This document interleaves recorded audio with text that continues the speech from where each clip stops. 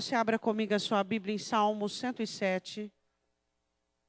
Nós amamos a Deus e Ele é a razão de estarmos vivos, e Ele é a razão de nós existirmos, e Ele é a razão de tudo aquilo que fazemos. Se existe em nós a nossa alegria, o nosso conforto, é tudo por causa dEle. Porque dEle, por Ele e para Ele são todas as coisas. Amém? E dia após dia nós temos percebido e aprendido a vivermos com o Senhor. Quando o Senhor Jesus disse aquela parábola que no juízo Ele irá dizer para alguns: eu não te conheço. O Senhor Jesus falava de uma jornada necessária, minha e sua, com Ele. Quando nós somos conhecidos pelo Senhor, nós temos uma jornada, nós temos um caminho que seguimos junto com Ele. Então, a importância de nós nos fazermos conhecer e também conhecermos ao Senhor. Esse Salmo 107, ele é muito interessante, porque ele fala da etapa da vida de todo aquele que se entrega a Cristo. E eu quero falar sobre a última etapa. Salmo 107, versículo de número 19. Então clamaram ao Senhor na sua angústia. Ele faz um paralelo de Israel. E Ele os livrou das suas dificuldades. Enviou a sua palavra e os sarou. E os livrou da sua destruição. Podemos assentar.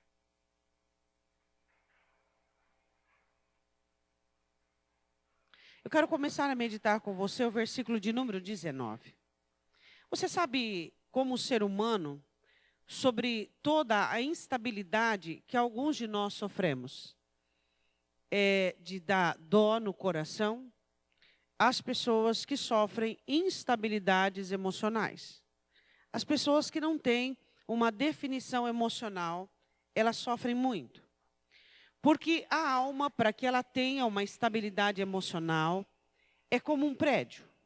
Ela precisa ter muito bem fundamentado todos os seus alicerces. E os alicerces da alma são princípios, direções, convicções e algumas outras coisas. Quando não se tem todos esses alicerces bem ajustados e firmes, a alma é solapada por muita instabilidade. Essas instabilidades, elas são as situações que vêm do lado de fora, entrando do lado de dentro e causando esse mal-estar dentro da alma.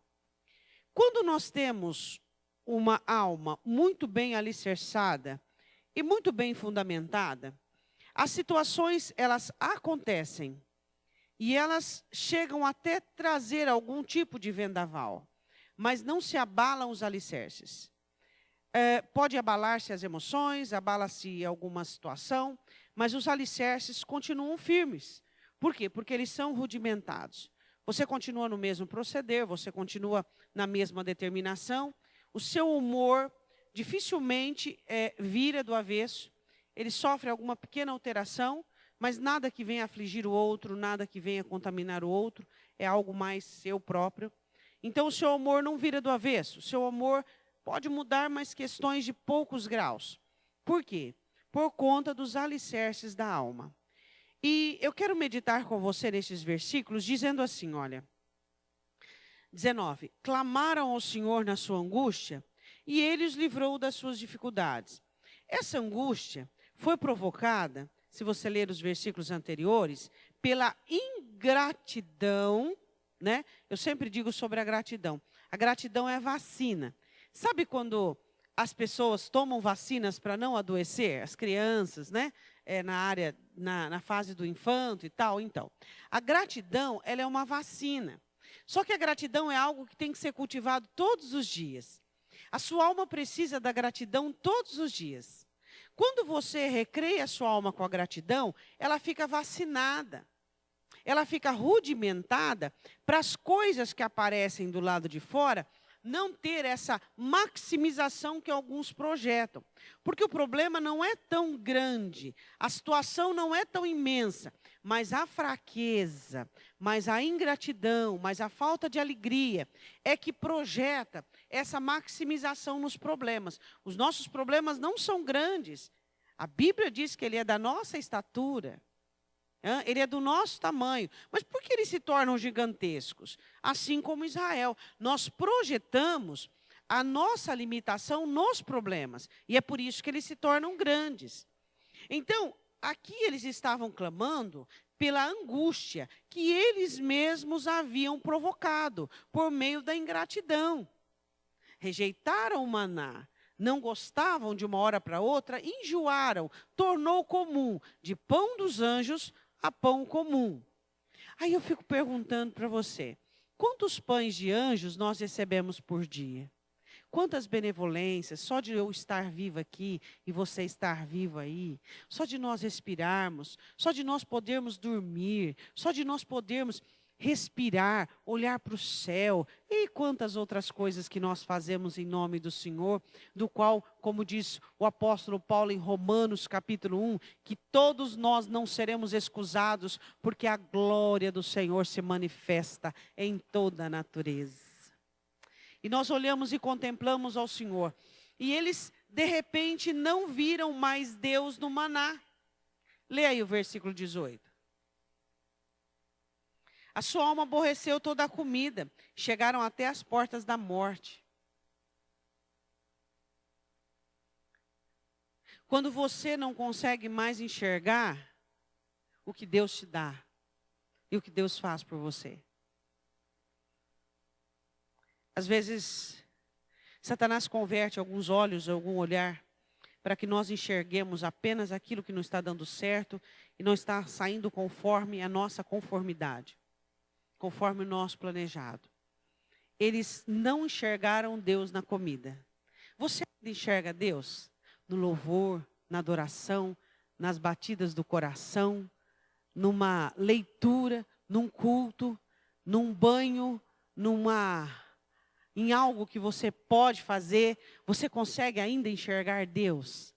Eles não conseguiam mais enxergar Deus. Por isso a alma deles angustiaram. E então eles se tornaram maledicentes, ingratos. Então a palavra do Senhor diz assim, que Deus enviou um socorro. Que socorro que Deus enviou?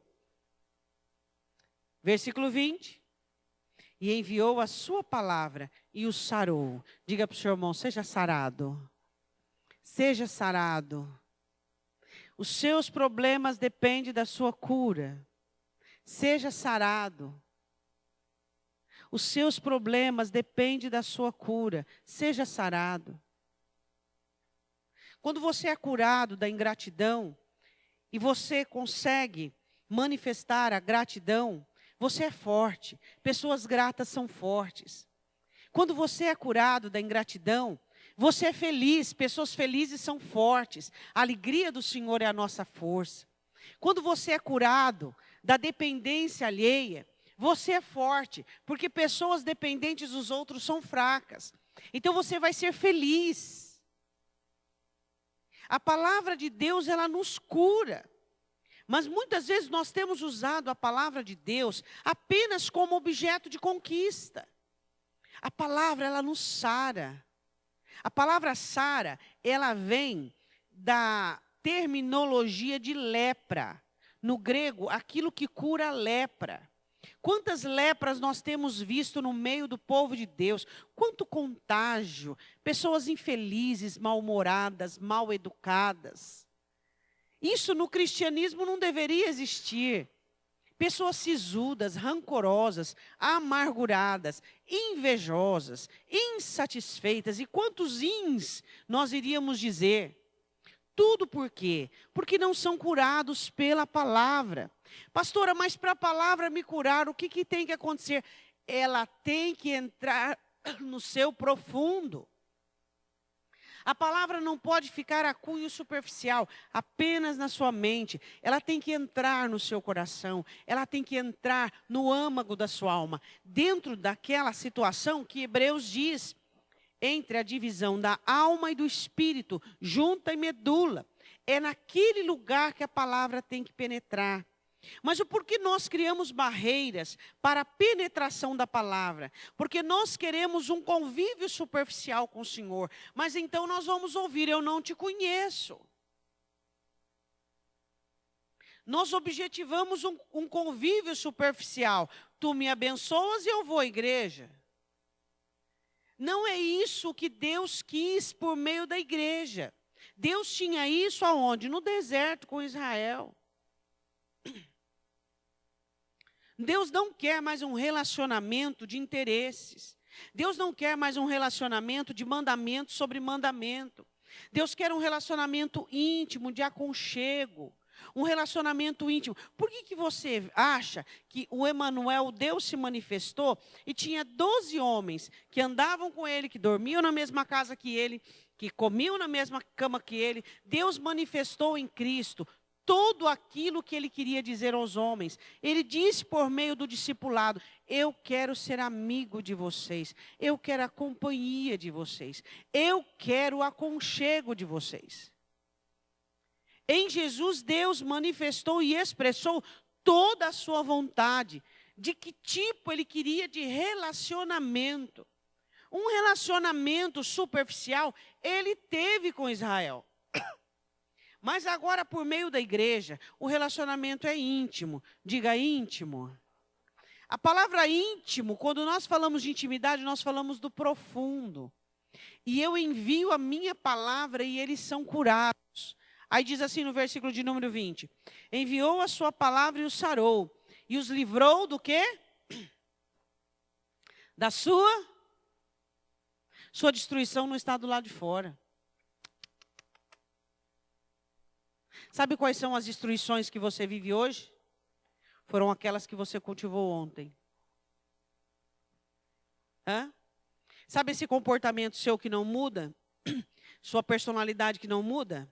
Tá, isso é um dos exemplos. Essa é uma das destruições que você vai viver amanhã. As destruições que eu vou viver amanhã estão sendo alimentadas, sustentadas hoje. Somente a palavra de Deus, ao me curar, só que a palavra de Deus ela é maravilhosa, não é mesmo? Ela não é intromissa, ela não é algo que venha me forçar a algo, não. Quando eu abro meu coração para a palavra, o objetivo dela é me curar. Então, a palavra ela precisa penetrar no profundo. Como aquela parábola que Jesus disse sobre a semente? Superficial, pássaro leva, terra pouca, vem a aflição, morre, os pedregais sufocam, mas aquela que cai no profundo dá 30, 60 e 100. Tem raiz em si mesmo. Então, todos nós recebemos a palavra. Só que poucos de nós damos à palavra a oportunidade de profundidade. Saímos do raso e do superficial. Enviou a sua palavra e os sarou e os livrou da sua destruição. A maneira que Deus nos livra da destruição é por meio do verbo. E conhecereis a verdade, e a verdade vos libertará. Ao estarmos dispostos a conhecer a verdade, essa verdade vai nos libertar. Verdade sobre o quê? Verdade sobre nós mesmos. Continuando, ele diz assim: louve ao Senhor pela sua bondade. Ou seja, aqueles que estão sendo curados. O verdadeiro louvor sai da boca dos pequeninos, sai da boca das crianças. Ou seja, daqueles que estão sendo limpos pelo Evangelho. Daqueles que são dependentes como uma criança. Quando nós louvamos ao Senhor, nós não falamos daquilo que ouvimos, não falamos daquilo que projetamos, nós falamos daquilo que vivemos. Amém? Aí ele diz assim: louve ao Senhor pela sua bondade e pelas suas maravilhas para com os filhos dos homens. Olha para o seu irmão, vê se ele tem um rosto, uma face de maravilhado.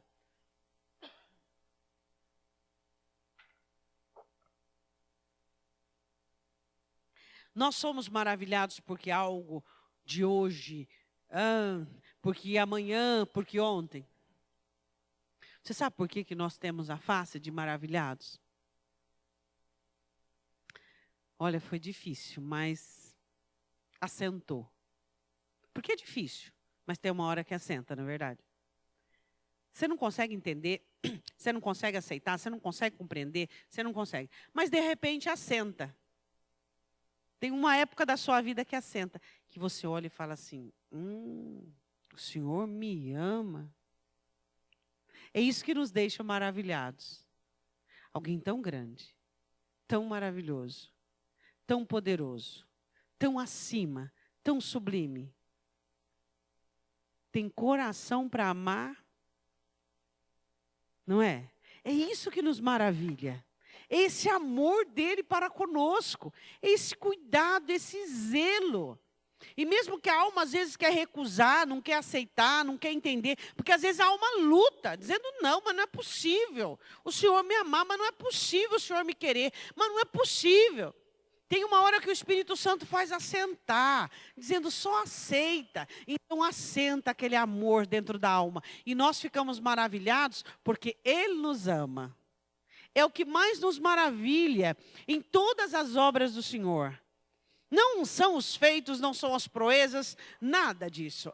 Nós ou aquilo que conquistamos, mas Ele me ama. Você já imaginou você dormir e acordar com essa boa nova? Isso é maravilhoso. Deus me ama. Não, peraí, Deus me ama. Deus me ama. Deus me ama. E Ele não me ama porque eu sou uma pessoa boa, Ele não me ama porque eu sou uma pessoa perfeita, Ele não me ama porque eu estou dentro de todos os critérios dEle, Ele me ama porque eu sou dEle, é por isso que Ele me ama. Louve ao Senhor por todas as maravilhas. Aí Ele continua dizendo assim, 22. E ofereçam sacrifícios de louvor. Você sabe o que é um sacrifício de louvor? Existem várias maneiras de nós estudarmos isso, mas eu quero falar aquela que nos é interessante nesta noite. É você fazer todos os sacrifícios que você tem que fazer com alegria. Você tem que abnegar, você tem que renunciar, você tem que passar pelo vale. Pastora, mas é claro que no início da minha aprovação eu vou ficar triste. No início, você disse bem.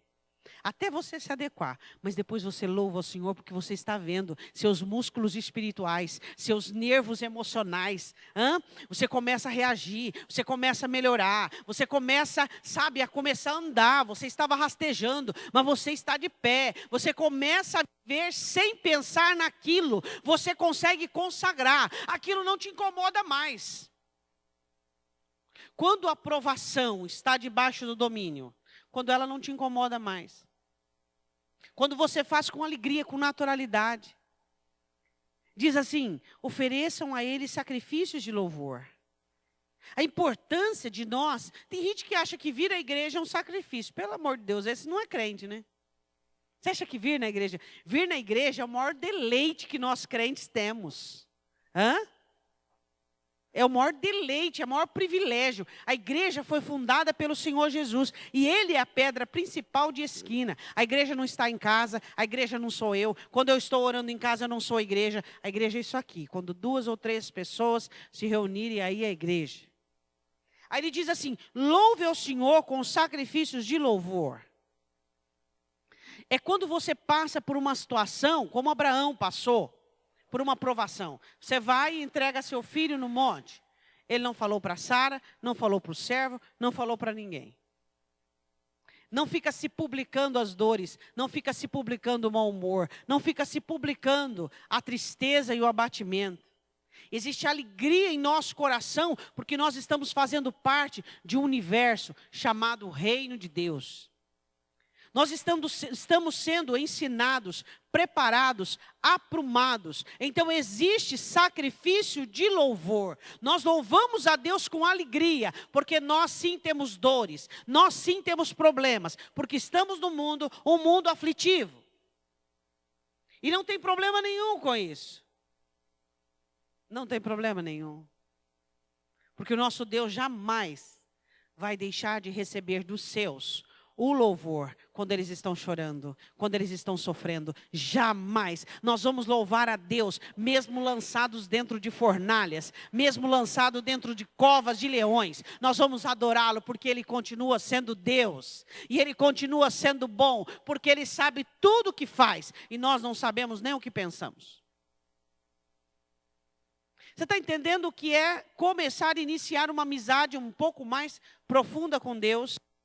Aí ele diz assim, e relatem as suas obras com regozijo. Fale das obras de Deus com regozijo. Existem pessoas... Sabe qual foi o testemunho de Sadraque, Mesaque e Abidnego? Diante daquela multidão, diante daquele rei. Ó rei, sabes tu que se o nosso Deus não nos livrar, que não nos livre, mas nós não nos prostraremos diante da imagem que tu fizeste. Isso é testemunho.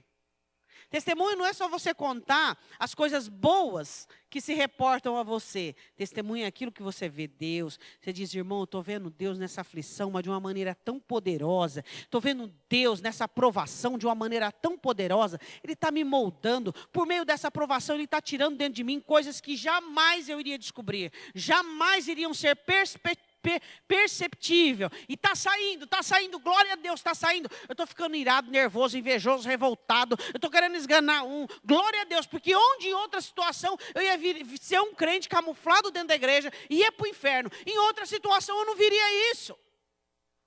Manifeste as obras que Ele faz. Aí você não vê ninguém falando isso, pelo contrário, você vê as pessoas remoendo os sentimentos que saem na provação, os sentimentos que saem na aflição, e as pessoas começam a remoer o sentimento, e fere um, machuca o outro, magoa o outro, e assim vai sucessivamente.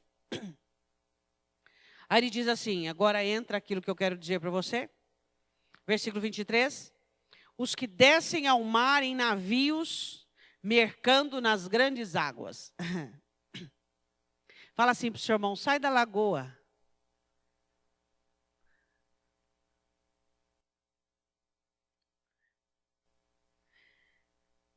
Hoje nós vivemos uma geração de cristianismo, de crente de lagoa.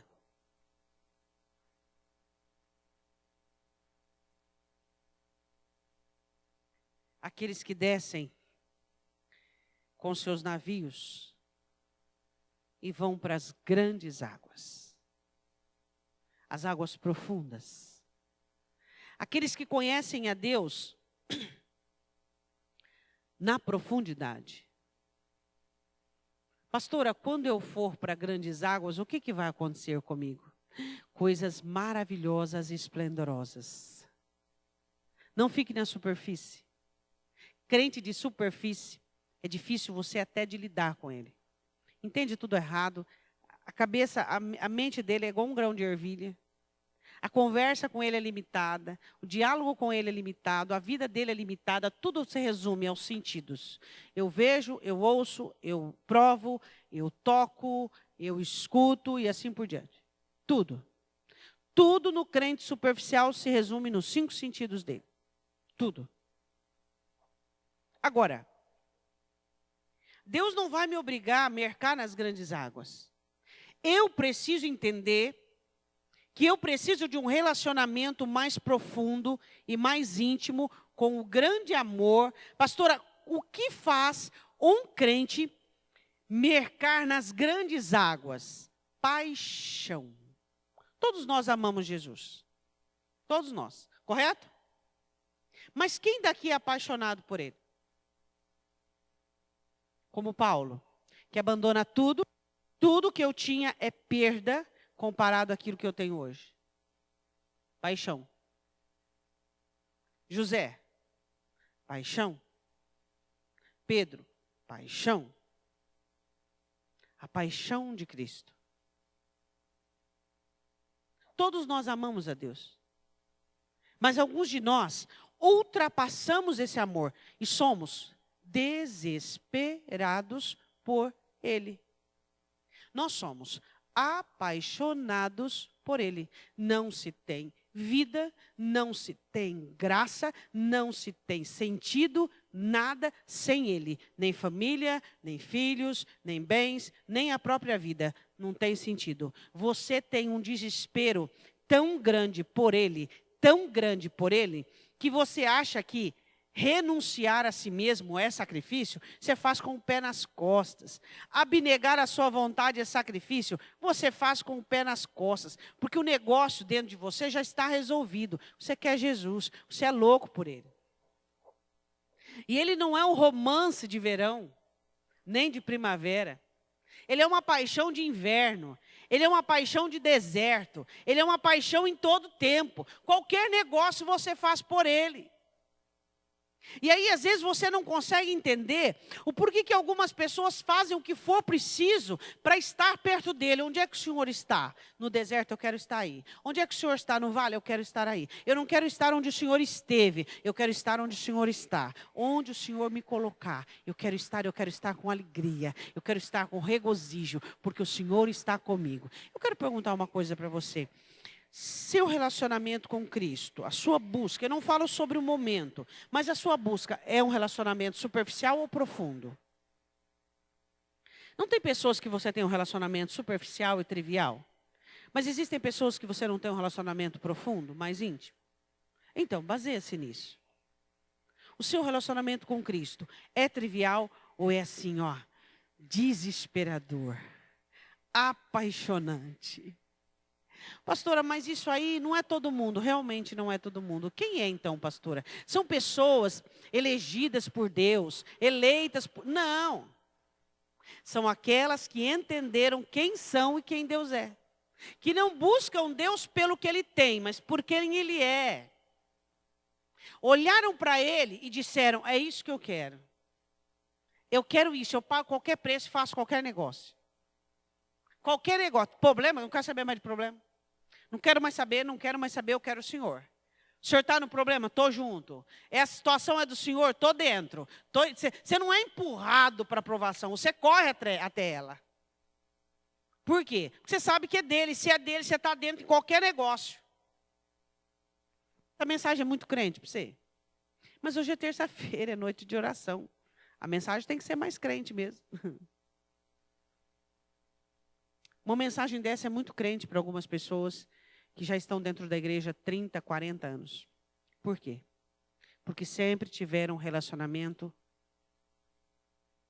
superficial.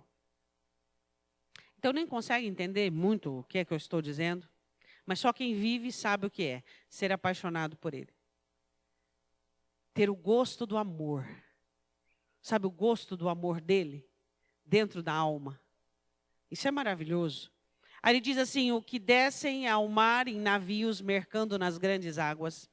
Estes veem as obras do Senhor e as suas maravilhas no profundo. As obras que você vê de Deus na minha vida são só os frutos. As obras de Deus na minha vida eu as vejo no profundo. Você vê a vitória, e eu vejo o eu esmagado, e eu vejo a abnegação instalada, e eu vejo o trono do Messias levantado. Pessoas superficiais contemplam as obras de Deus superficialmente. Olha o que Ele me deu, olha o que Ele me fez, olha o que Ele arrumou, olha o que Ele consertou, olha o que Ele me ofereceu. São pessoas superficiais. Pessoas profundas, que mercam em grandes águas, elas conseguem ver as obras dele no profundo. Olha como eu estou sofrendo, olha o que está aparecendo dentro de mim, olha esse sentimento que eu achava que estava morto, olha essa velha criatura que ainda existe, olha isso dentro de mim. Você o conhece no profundo. Meu Deus, como essa dor pode ser tão grande e ao mesmo tempo tão leve. Ela é muito grande, mas ao mesmo tempo ela é tão leve, porque você já tem o jugo dele nas costas. As nossas dores, nós que percorremos o profundo, elas são grandes, grandes. Às vezes elas contaminam situações, 3, 4 situações, mas elas são leves, leves, elas não pesam. Por quê? Porque existe dentro de você um profundo, porque existe dentro de você um interesse. E as pessoas olham para você e dizem, olha a obra de Deus na vida dessa pessoa. Você diz, você nem sabe o que é a obra de Deus na minha vida. Eu o conheço de andar com Ele. Eu o conheço a voz dEle, o respirar dEle, o tato dEle, o jeito dEle. Eu sei pelos passos dEle o que é que Ele está querendo. Eu sei e sinto o cheiro das vestes dEle. É uma intimidade profunda, porque você resolveu mercar nas grandes águas. Não houve um preço. Você diz, Senhor, está liberado, pode me levar aonde o Senhor quiser, pode me colocar em qualquer situação, eu só quero o que o Senhor tem para mim, seja dor, angústia, morte, seja perseguição, seja perigo, seja espada, seja nudez, seja fome, seja o que for, se vier do Senhor, é bem-vindo. Nem parece que eu estou falando dos crentes da atualidade, né? Os crentes da atualidade são todos, a maioria deles, superficiais. Obras de Deus para eles são as suas regalias saciadas e sanadas. O cristão, ele ama a Deus e ama tudo que Deus faz. Até mesmo as dores, até mesmo as provações, até mesmo. E a Bíblia diz assim, veem as obras de Deus no profundo, pois Ele manda e se levanta o vento tempestuoso que eleva as suas ondas. A tempestade que eu vivo e que você vive, a não ser se você não crer, a não ser se você não for de Deus. Mas todas as tempestades que eu vivo, foi Ele que mandou com que elas se levantassem. Você pode dizer aleluia?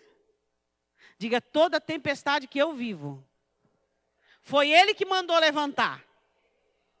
Aí o que você não pode? Você não pode ficar com ódio, com raiva, com inveja, com amargura, querendo alfinetar um, destruir o outro, enforcar o outro. Espera aí. Você não crê que é de Deus?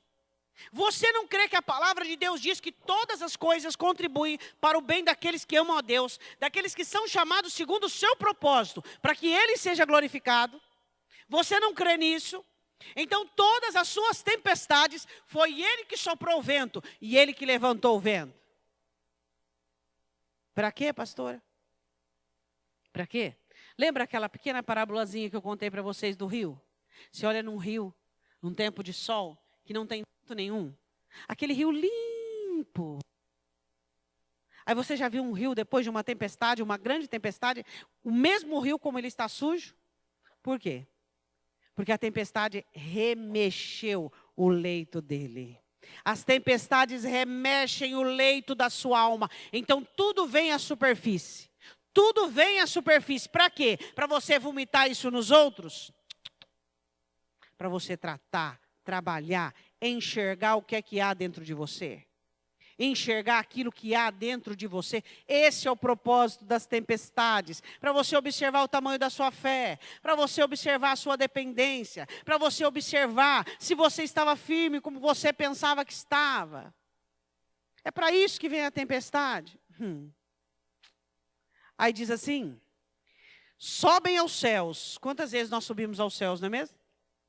Nos sentimos arrebatados, amados, queridos, deleitando na presença do Senhor. Mas quantas outras vezes nós nos sentimos lá nos abismos, triste, frustrado, fracassado. Seja bem-vindo ao profundo. Os do profundo, tem dias que eles se sentem quase anjos. Amados, queridos, abençoados, felizes, alegres, cheios de Deus, poderosos.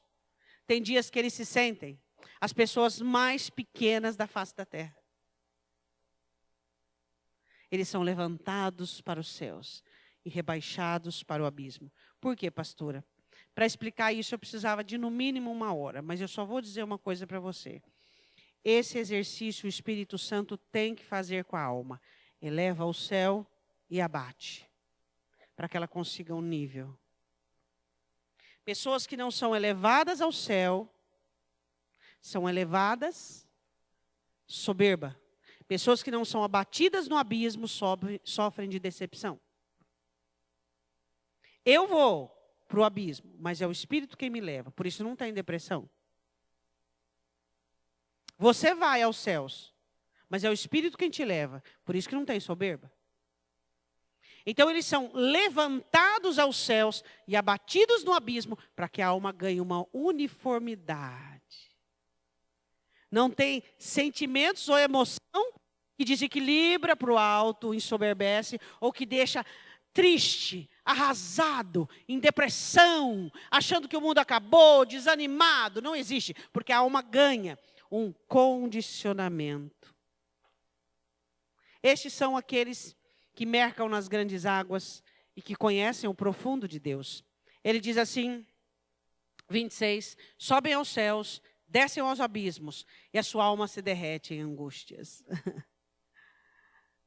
Você diz, pastora, que exercício é esse? É o exercício do Espírito Santo àqueles que mercam no profundo, aqueles que têm paixão.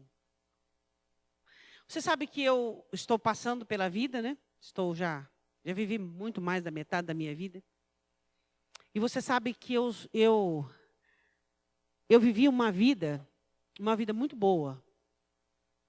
E o que caracteriza a minha conclusão da minha vida boa, porque eu sempre tive uma paixão. Sempre.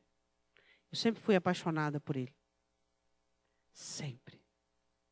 Sempre. Ele é o amado de minha alma, o querido da minha alma. E eu sou louca por esse Deus. Louca. Faço qualquer loucura por ele. Qualquer loucura. Eu queria tanto que você um dia, se não conhece, essa paixão. Porque é a maior satisfação que a alma tem. Não existe satisfação maior que isso. Não existe maior alegria e satisfação do que essa paixão por ele. Não existe. Aí você consegue entender o que Davi dizia sobre a festa da alma, sobre o jardim da alma. Aí você vai conseguir entender. Uma das coisas que as pessoas não conseguem entender em Davi, Davi amava Deus? Só não. Ele era apaixonado por Deus. Apaixonado por ele. Apaixonado por ele. Apaixonado. Hã? Por isso que às vezes você vê algumas pessoas passando por algumas situações e essas situações não abalam por causa da paixão. O coração já foi capturado, a maioria das emoções já foram capturadas. Você não consegue alcançar, não consegue ligar, não consegue prender. Elas passam pela vida rumo à eternidade. Eles sobem aos céus e descem o abismo e a sua alma se derrete. Qual é a forma da sua alma? Quebrantada, pastora, derretida. É isso que Deus quer. Derretido. Ouve uma canção, as emoções já se compungem. As minhas emoções e as suas emoções não são das dores, dos problemas, do nervosismo. Elas são para o Senhor. Os nossos sentimentos são para o Senhor. Equilibrado diante das situações, adversidade, aflição. Mas diante do Senhor, uma criança chorona. Uma criança chorona derretida. Começa a falar de Deus, a voz já começa a embargar, os olhão já começa a ficar todo lagrimejado. Mas quando está diante de um problema, de uma situação, você desconhece. É um leão e um cordeiro. Diante de Deus, um cordeiro. Diante do inimigo, um leão. Não brinca não, que passa por cima e volta ainda e passa de novo. Mas diante de Deus, um quebrantamento, uma paixão, uma criança derretida. Alma derretida em angústias. Para nós terminarmos e orarmos. Andam e cambaleiam como ébrios. E perderam todo o tino. Que pena que não dá para meditar em tudo, né? Ficam embriagados. Embriagados. Perdem o tino. Eu me lembro desse versículo, eu quero aproveitar para lembrar aquilo que Jesus diz assim em João. Aquele que nasce do Espírito, ele é como um vento. Ele não sabe para onde vai, nem para onde vem, mas ouve a sua voz. Uma das coisas muito interessantes que eu e você queremos, não como relata o salmista aqui, falando da embriaguez do pecado, da embriaguez da ingratidão. Eu quero uma embriaguez, e você quer essa embriaguez, mas da vontade de Deus. Queremos perder o tino, mas no sentido bom da palavra. Queremos perder o tino, que é toda essa metodologia que nós criamos. Por que tem que acontecer naquele momento? Por que tem que acontecer assim? Não, é a sua vontade quem governa. Diga amém. Então, clamam ao Senhor na sua angústia e Ele os livra das suas dificuldades. Faz cessar a tormenta e acalmam-se as ondas, então se alegram, porque se aquietaram. Assim os leva ao seu porto desejado. Qual o seu porto desejado? Hein? Onde ele está? Seu porto desejado deve ser aqui dentro do seu coração. Eu queria que você... O Senhor diz em Ezequiel, capítulo 47, sobre as águas profundas que davam nos artelhos, nos tornozelos, tornozelo, artelho, joelho, lombo e anado. Quer dizer, tem profundidade em Deus.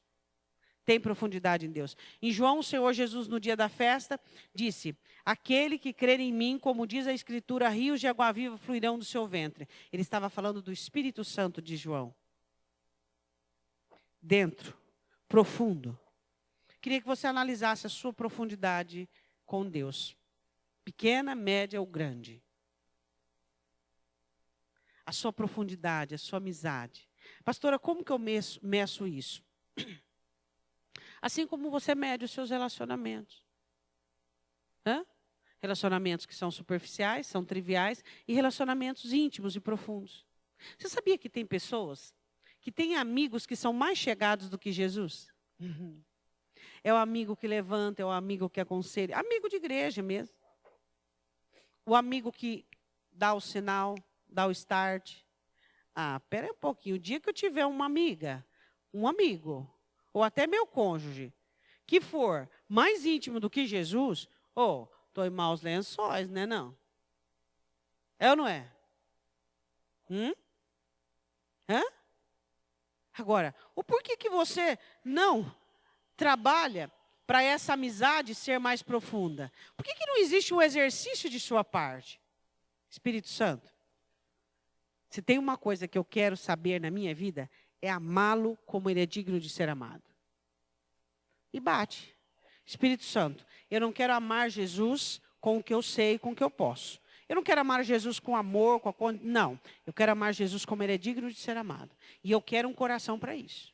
E eu quero um coração para isso. Eu quero um coração apaixonado, eu quero um coração entregue, eu quero um coração quebrantado, eu quero um coração que não mede esforços. Eu quero um coração doador, eu quero um coração na presença dele, eu quero um coração derretido.